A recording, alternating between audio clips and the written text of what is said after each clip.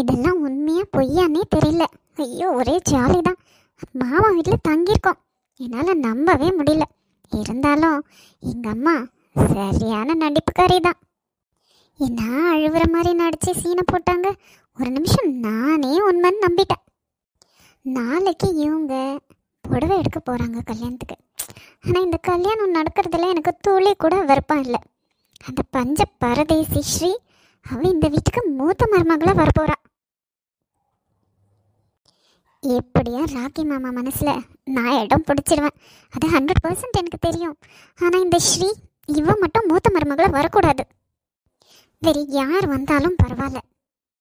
ஆமாம், அன்னைக்கு ஒருத்தி நம்ம வீட்டுக்கு வந்தாலே, அவ கூட கிருஷ்ணமாவை லவ் பண்ணேன்னு சொன்னாலே, அவள் வந்தால் கூட ஓகேன்னு தான் நினைக்கிறேன்.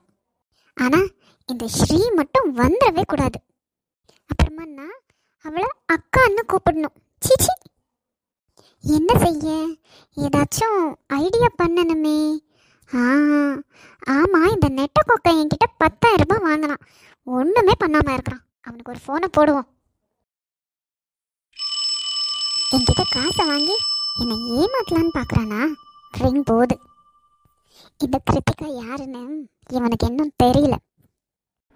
ஹலோ, யாரு? என்னது, யாரா? என்ன சீனியர் இப்படி கேட்குறீங்க? 10,000 ரூபாய் கொடுத்த கிருத்திகா என்ன மறந்துட்டீங்களா? ஓ, நீயா? சாரி கிருதி, நான் ஏதோ டென்ஷனில் மறந்துட்டேன். சொல்ல, என்ன விஷயம்?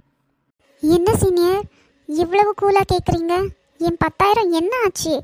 நீங்கள் காசு வாங்கின்னு போனதோட சரி, அதுக்கப்புறமா ஒரு வேலையும் பார்க்கலையே. இங்கே என்னடானா, அவளுக்கு கல்யாணமே நிச்சயமாக போகுது. Hardly 15 days. நாள்லேருந்து கல்யாண ஷாப்பிங் எல்லாம் நடக்குது. நீங்கள் என்ன எதுவும் செய்யாமல் இருக்கீங்க?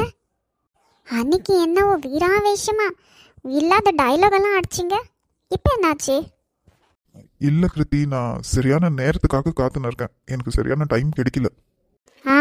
அதுக்கு தான் இப்போ நான் ஃபோன் பண்ணியிருக்கேன். காசும் கொடுக்கணும், ஐடியாவும் நானே கொடுக்கணுமா? நாளைக்கு நாங்கள்லாம் ஷாப்பிங் போகிறோம். நீங்கள் வந்து அங்கே ஏதாச்சும் செய்ய முடியுமான்னு பாருங்கள். ஓ, அப்படியா? சரி, எந்தெந்த இடத்துக்கு போகிறீங்கன்னு அட்ரஸ் எனக்கு வாட்ஸ்அப்பில் அனுப்பிவிடு. நாளைக்காச்சும் ஏதாச்சும் சம்பவம் செய்யுங்க சீனியர். சரி சரி, நான் வைக்கிறேன். என்ன இந்த சீனியரோட பேச்சே சரியில்லையே. அவ்வளோ அசால்ட்டாக இருக்கான். நான் தான் பணத்தை இழந்துட்டேனா?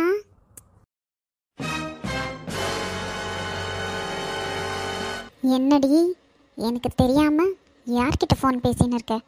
என்ன பணத்தை இழந்துட்டேன்னு? என்ன விஷயம்? அம்மா, அது வந்துமா. என்னடி வந்து போயின்னு? என்ன விஷயம் சொல்லு. எந்த பணம் அது? யார்கிட்ட பணத்தை பற்றி பேசின்னு இருந்த? அம்மா, அது என்னோட ஃப்ரெண்டு தாம்மா. எந்த ஃப்ரெண்ட் அது? உன்னை பார்த்தா என்கிட்ட நீ எதையோ மறைக்கிற மாதிரி இருக்கு. ஒழுங்கு மரியாதையே சொல்லிடு. அம்மா, நான் சொன்னா என்ன அடிக்கக்கூடாது. அடிக்க மாட்டேன், சொல்லு. அது வந்து காலேஜில் ஒரு பையன்கிட்ட ஒரு விஷயத்துக்காக நான் 10,000 ரூபாய் கொடுத்துருக்கேம்மா. என்னது? 10,000மா? எப்படிடி? யார்கிட்ட கொடுத்த? என்னாச்சு? போச்சா? உன்கிட்ட அந்த தாம்மா ஒரு முறை வாங்கினேனே. அடி பாவி, அது வேற ஏதோ விஷயம்னு தானே வாங்கினேன். எதுக்காக அந்த பணத்தை வாங்கினேன்? அம்மா, அந்த பையனுக்கும் என்ன மாதிரியே ஸ்ரீயை பிடிக்காதுமா. அதனால நாங்கள் 2 பேரும் பிளான் பண்ணி ஸ்ரீயை ஏதாச்சும் பண்ணணும்னு யோசிச்சோம்மா. அப்போ அந்த பையன், எனக்கு நிறைய ரவுடிங்கில் தெரியும், எனக்கு கொஞ்சமாக காசு கொடுத்தேன்னா போதும், நான் ஸ்ரீயை ஏதாச்சும் பண்ணுவேன்னு சொன்னாம்மா. அதனால தான் 10,000 ரூபாவை கொடுத்தேன். உன்னை என்னமோ நினைச்சேன்டி. ஏன் ரத்தமாச்சு? என்ன மாதிரியே இருக்கிறப்போ 10,000 என்ன? இன்னும் எக்ஸ்ட்ரா 10,000 கேட்டு வாங்கியிருந்துருக்கலாம் தானே. ஆமாம், அந்த பையன் ஏதாச்சும் பண்ணானா இல்லையா? இல்லைம்மா, அதுக்கு தான் அவனுக்கு ஃபோன் பண்ணி, நாளைக்கு நாங்கள்லாம் ஷாப்பிங் போகிறோம், எங்கள் கூட ஸ்ரீயும் வருவா, ஏதாச்சும் பண்ணுன்னு சொன்னேன்.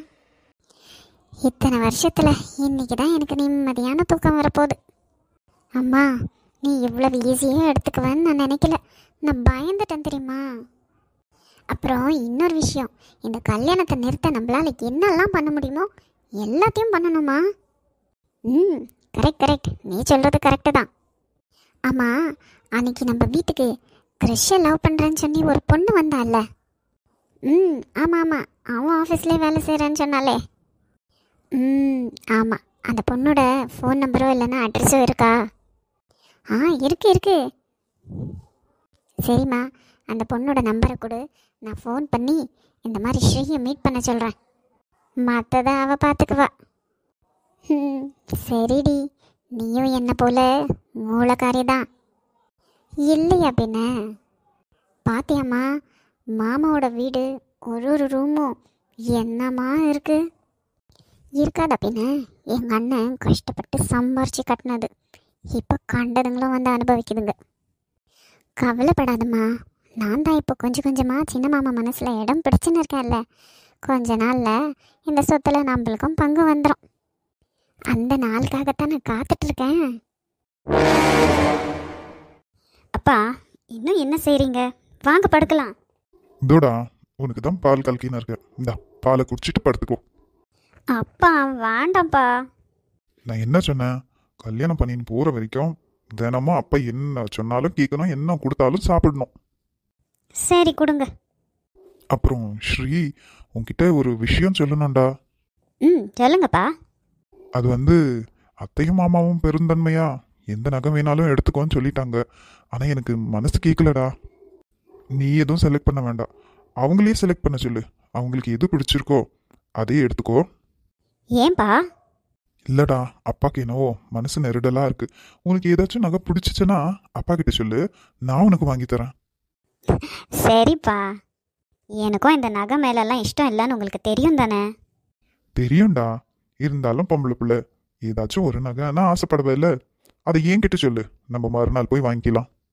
நாளைக்கு யாரும் நம்மள தப்பா சொல்லிடக்கூடாதுடா. பாரு, என்னதான் பெரிய இடம் கிடைச்சாலும் நகையை இப்படியா வாங்கி போட்டுக்குவாங்க, எல்லாம் ஓசியில் பண்ணிக்கினாங்கன்னு அப்படி இப்படின்னு பேச்சு வரும். எதுக்கு வேண்டாம். அதுவும் இல்லாமல் அருணா வேற வீட்லேயே இருக்கா, அவளும் ஏதாச்சும் சொல்லுவா. அதாம்மா. சரிப்பா, நீங்கள் சொன்ன மாதிரியே பண்ணிடலாம். இப்போ வாங்க, எனக்கு பயங்கரமாக தூக்கம் வருது, போய் படுக்கலாம். ஆமாடா, நாளைக்கு நேரத்தோட எழும்பி கிளம்பணும். நடு நடு படுக்கலாம். செல்விமா, பாத்தியா, நம்ம பொண்ணு நேத்து தான் பிறந்த மாதிரி இருக்கா. இன்னைக்கு அவளுக்கு கல்யாணம். நீ இருந்திருந்தா எவ்வளவுதான் சந்தோஷப்பட்டிருக்கவியோ. உனக்கு அந்த குடுப்பனை இல்லாம போயிடுச்சு. உன்னோட ஸ்நேகிதியோட பையன்தான். நீ இருந்திருந்த தாரையிலேயே நின்று இருக்க மாட்டேன். அவ குழந்தையா இருக்கும் போதே அப்பா அம்மான்னு கூப்பிட்டதுக்கே விழா எடுக்கணும்னு சொன்னவ நீ. அத்தனை சந்தோஷப்பட்ட கல்யாணத்துக்கு சும்மாவை விட்டுருக்குவ.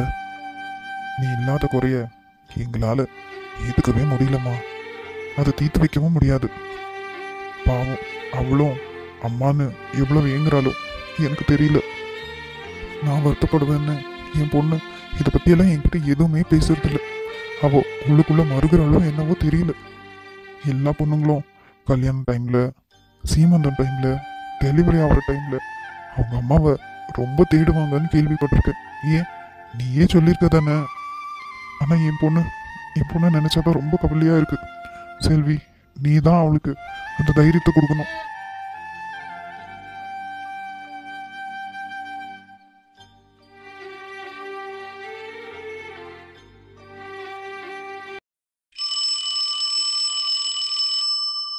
என்னடி, என்னாச்சு? ரிங்கு போதா இல்லையா? இருமா, ரிங்கு போகுது. ஹலோ, யார் பேசுறது? ஹலோ, நான் கிருத்திகா பேசுகிறேன். நீங்கள் மது தானே? ஆமாம், நான் மது தான். ஆனால் நீங்கள் யாருன்னு தெரியலையே. என்ன மேடம், என்ன தெரியலையா? அன்னைக்கு எங்கள் வீட்டுக்கு வந்தீங்களே, உங்கள் நம்பர் கூட எங்கள் அம்மா கிட்ட கொடுத்துட்டு போனீங்களே. கிருஷ் மாமாவோட ஆஃபீஸில் வேலை செய்கிறதா சொன்னீங்களே. இந்த கல்யாணத்தை எப்படியாவது நிறுத்தணும்னு கூட சொன்னீங்களே.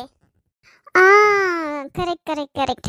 சொல்லுங்க, என்ன விஷயம்? ஆண்டி எங்க? அம்மா இங்கே தான் இருக்காங்க. ஆமாம், ஏதாவது ஐடியா பண்ணீங்களா இல்லையா? இப்போதைக்கு எதுவுமே இல்லை. உங்களுக்கு ஏதாச்சும் தெரிஞ்சால் சொல்லுங்களேன். எங்கள் வீட்டில் வேற அந்த உதவாத மனுக்கு என்னை கட்டி வைக்க பார்க்குறாங்க. உங்ககிட்ட ஏதாவது ஐடியா இருந்தால் சொல்லுங்கள். நாங்கள்லாம் கல்யாண ஷாப்பிங்காக கிளம்புறோம் நாளைக்கு. அங்கே வந்து ஏதாச்சும் செய்ய முடியுமா? நான் எப்படியாவது அந்த பொண்ணை மீட் பண்ணணுமே. இதுக்கு மட்டும் எனக்கு அரேஞ்ச் பண்ணி தரீங்களா? கண்டிப்பாக நாளைக்கு நாங்கள் எங்கே போகிறோன்ற அட்ரஸ் உங்களுக்கு வாட்ஸ்அப் பண்ணிடுறேன், நீங்கள் வந்துடுங்க. ம், கண்டிப்பாக. ஓகே, அப்போ நம்ம நாளைக்கு மீட் பண்ணலாம். பாய். ஆ, பாய். என்னடி, என்ன சொன்னா? அம்மா, நாளைக்கு வரலாமா? நாளைக்கு ஷாப்பிங்கே ஒரு கதி பண்ணிடலாம். அந்த ஸ்ரீ இன்னொரு முறை மாமாவை கல்யாணம் பண்ணிக்கணுன்ற எண்ணமே மனசில் வரக்கூடாது. அந்த மாதிரி பண்ணி விட்டுடலாம். ஒரு பக்கம் அந்த கார்த்திக், ஒரு பக்கம் இந்த மது. சூப்பராக இருக்குல்ல? கேட்கவே ரொம்ப சந்தோஷமாக இருக்குடி. சரி வா, நிம்மதியாக படுக்கலாம்.